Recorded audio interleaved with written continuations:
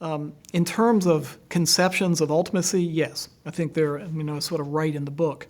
If we're talking about the notion of Brahman within the Hindu tradition, or the notion of dependent origination, or nirvana, or emptiness in the Buddhist tradition, these are in clear tension with what I would call classical theism in the Christian tradition. This notion of God as a being, sort of separate, transcendent, all-knowing, all-powerful, unchanging, unaffected by the rest of the world.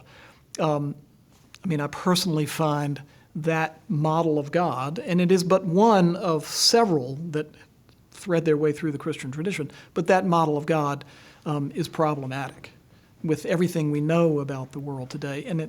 So at any rate, but if you, it's sort of I do in the book, if you look at the development of Christian theology, and in particular at what I would call sort of process theologians, various theologian Paul Tillich, ground of being theologians, you get at something that is beginning to look more like this notion of fundamental interrelationship of all things, or Brahman or something. You begin to see some parallels there, I would sort of argue.